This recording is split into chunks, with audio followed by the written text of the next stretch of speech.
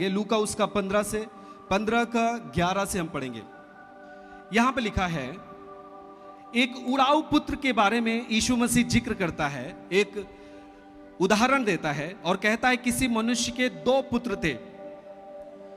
उनमें से छोटे ने पिता से कहा, हे पिता, संपत्ति में से जो मेरा भाग हो वह मुझे दे दीजिए।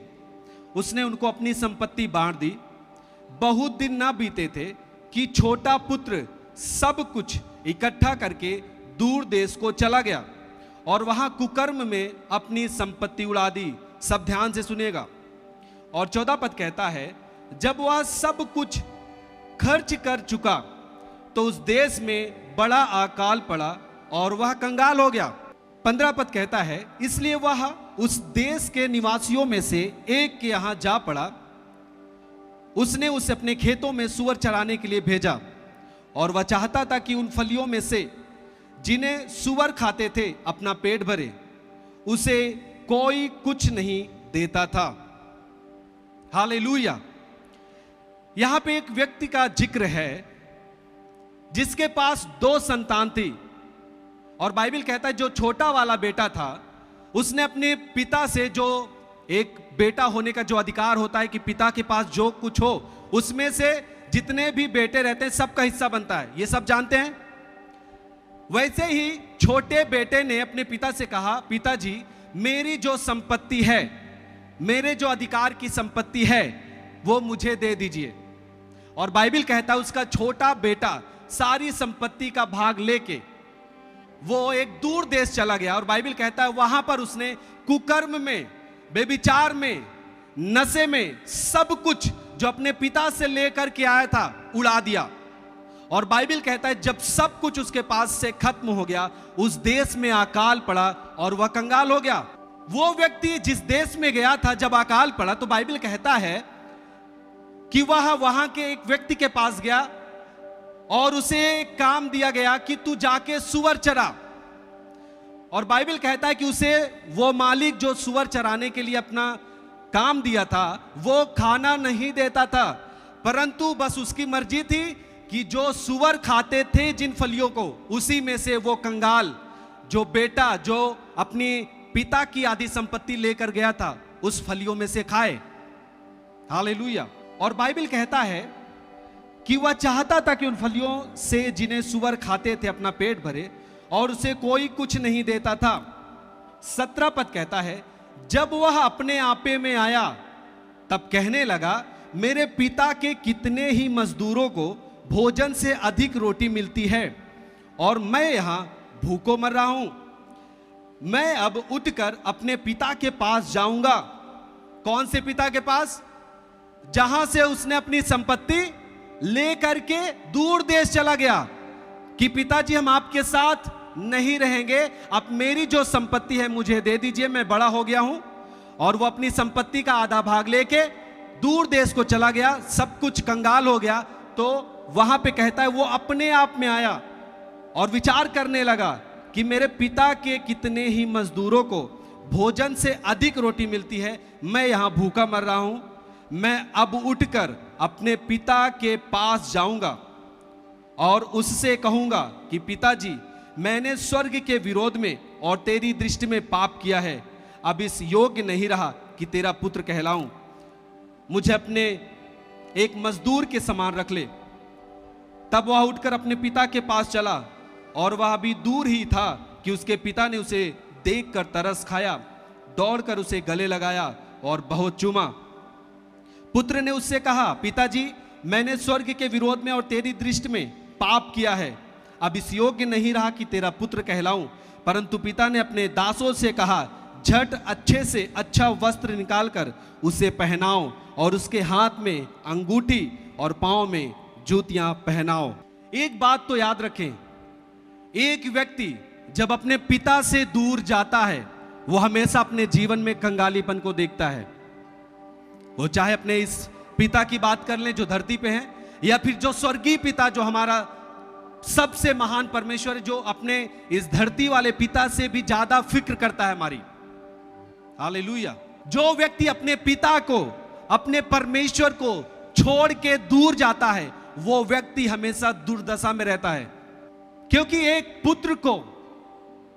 पुत्र की व्यवस्था एक पिता ही जानता है किस तरीके से करना चाहिए, और उसके अंदर अपने पुत्र के लिए एक पिता ही के अंदर एक इच्छा होती कि मेरा बेटा अच्छे से खाए पिए। बाकी आपको कोई नहीं चाहेगा कि आप अच्छे से खाए पिए, आपको कोई नहीं चाहेगा कि आप बहुत अच्छे से मौज मस्ती में रहें, आपका परिवार अच्छे से रहे, कोई नहीं चाहेगा। लेकिन एक पिता जो होता है वो चाहता है कि मेरा बेटा मेरी बेटी अच्छे से रहे।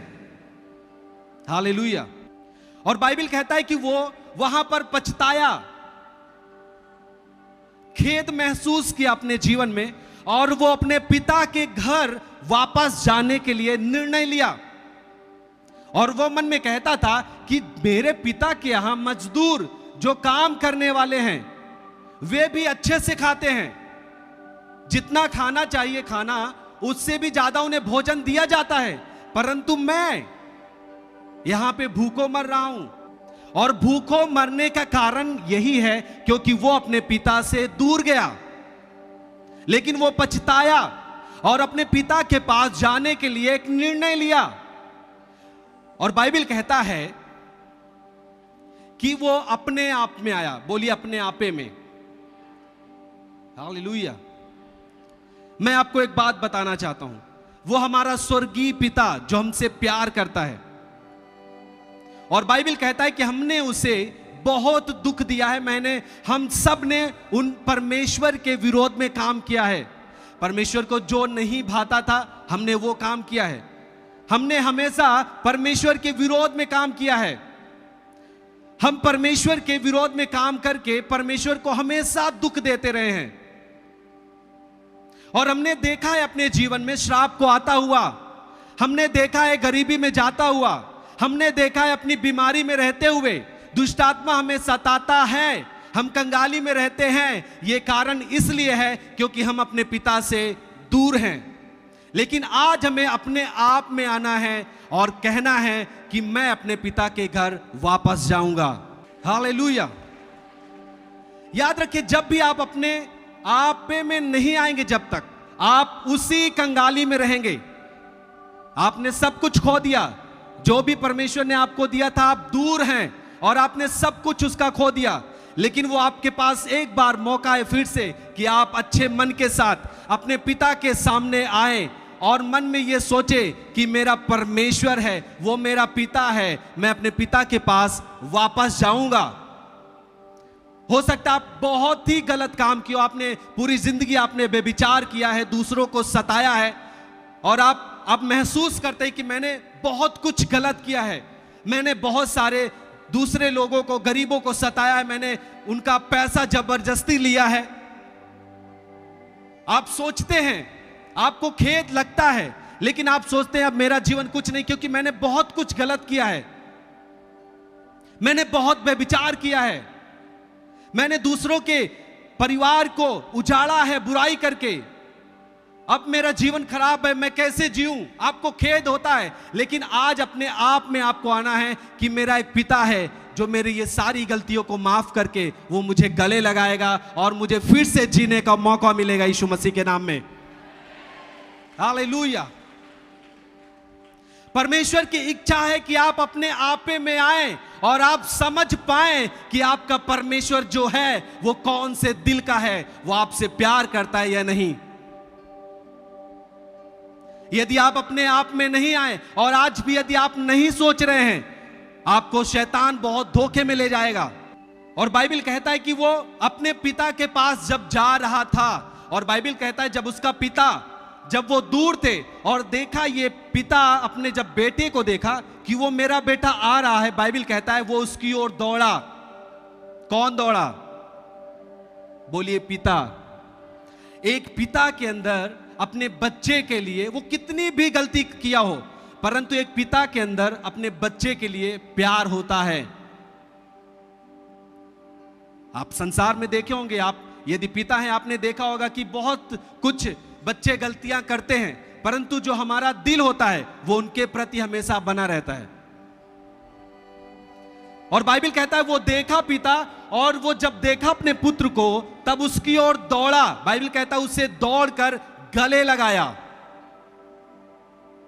और उसे कहता है बहुत चूमा। यदि ये पिता ये भी सोच सकता था कि ये तो आधी संपत्ति अपनी ले जाके खर्च कर चुका है, अब इसे क्या जरूरत है कि ये वापस अपनी संपत्ति में आए, मेरे हिस्से में फिर से आए। लेकिन बाइबल कहता है वो पिता जो प्यार करने वाला है वो अपने बेटे के लिए दौड़ा, उसे गले लगाकर बहुत चूमा। ऐसा वो परमेश्वर आपका है। आप कितनी भी गलती किए हैं पिछले दिनों में, लेकिन वो परमेश्वर आपके पास एक मौका दे रहा है कि आप अपने आप में आए और परमेश्वर के पास आए। वो आपको गले लगाकर आपको चूमेगा, आपको प्यार करेगा। वो परमेश्वर है। आमीन।